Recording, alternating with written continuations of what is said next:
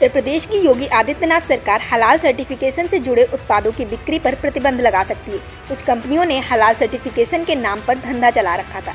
ऐसी कंपनियां डेयरी, कपड़ा, चीनी, नमकीन, मसाले और साबुन इत्यादि जैसे उत्पादों को भी हलाल सर्टिफाइड करके बेच रही थी। अब यह मामला मुख्यमंत्री योगी आदित्यनाथ के संज्ञान में आ गया है और इसमें बड़ी कार्रवाई हो सकती है। उत्तर प्रदेश सरकार हलाल सर्टिफिकेशन को लेकर कड़े नियम बनाने जा रही है। हलाल सर्टिफिकेशन देकर उत्पादन बेचने वाली कंपनियों पर हजरतगंज कोतवाली में FIR दर्ज हुई है। शैलेंद्र शर्मा की शिकायत पर Halal India Private Limited Chennai, Jamiat Ulema Hind Halal Trust Delhi, Halala Council of India Mumbai और जमीयत उलेमा महाराष्ट्र मुंबई हलाल सर्टिफिकेशन देकर सामान बेचने वाली अज्ञात कंपनियों के खिलाफ IPC की धाराओं 120B, 153A, 298, 384, 420, 467, 468, 471, 505 में केस दर्ज किया गया है। भारत में कोई सरकारी संस्था ऐसे किसी तरह का सर्टिफिकेशन जारी नहीं करती है। आपको बता दें, इस्लामी धर्म शास्त्र में जिन चीजों को हराम बताया गया है उसे करने की मनाही होती, वहीं जिन बातों को हलाल बताया गया है उन्हें करने की इजाजत होती है। इस्लामी मान्यताओं के अनुसार हलाल खाने पीने की चीजों की निर्माण प्रक्रिया और जानवरों के वध पर लागू होता है। हलाल सर्टिफाइड का मतलब है कि किसी अमुक उत्पाद को इस्लामी मान्यताओं के अनुरूप तैयार किया गया है। कई कंपनियां अपने उत्पादों पर हलाल सर्टिफाइड का स्टैंप लगाती हैं। आगे इस मामले पर बीजेपी प्रवक्ता राकेश त्रिपाठी ने क्या कुछ कहा, आइए आपको सुनाते हैं। लगातार कई दिनों से ये शिकायत मिल रही थी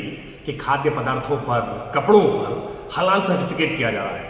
ये हलाल सर्टिफिकेट करना पूरी तरह से धोखेबाजी है। ये सांप्रदायिक सद्भाव को बिगाड़ने की एक चेष्टा हो सकती है। और इसकी जब शिकायतें मिल रही थी तो उत्तर प्रदेश के मुख्यमंत्री योगी आदित्यनाथ जी ने इसका संज्ञान लिया है और संज्ञान लेकर के एक FIR दर्ज कराई है। FIR के आधार पर इसकी जांच होगी कि कौन लोग हैं और किस मंशा के साथ ये हलाल सर्टिफिकेट देने का प्रयास कर रहे थे। क्या इसके पीछे किसी प्रकार का सांप्रदायिक विभाजन उत्पन्न करना है, क्या लोगों की भावनाएं भड़काने का प्रयास है? ये सारी बातें जांच में आएंगी और जांच के आधार पर जो लोग दोषी निकल करके आएंगे उनके खिलाफ ठोस और कठोर कार्रवाई होगी, क्योंकि किसी को भी ये इजाजत नहीं दी जा सकती है कि किसी की धार्मिक भावनाओं को भड़काने की कोई चेष्टा करें। इस मामले पर सपा प्रवक्ता फकरुल हसन चांद ने क्या कुछ कहा, आइए आपको सुनवाते हैं। देखिए, लखनऊ के एक व्यापारी द्वारा जिस तरीके से हलाला सर्टिफिकेट को लेकर प्रार्थना पत्र दिया गया, जिसपे मुकदमा लिखा गया है, पुलिस उस प्रार्थना पत्र की जांच करेगी, गुण दोष के आधार पर उसमें विवेचना आगे बढ़ेगी। इसलिए ये पुलिस की विवेचना का विषय, समाजवादी पार्टी को इस पर अभी कोई टिप्पणी नहीं करनी है।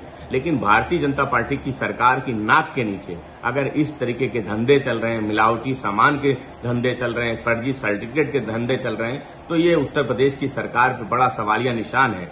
सरकार केवल हिंदू मुसलमान के मुद्दे से इस विषय को देखना चाहती है और इस विषय पे टिप्पणी भी करेगी, लेकिन जो मुख्य मुद्दा है मिलावट का, फर्जी सर्टिफिकेट का, उस पर भारतीय जनता पार्टी की सरकार कोई कार्रवाई नहीं करेगी।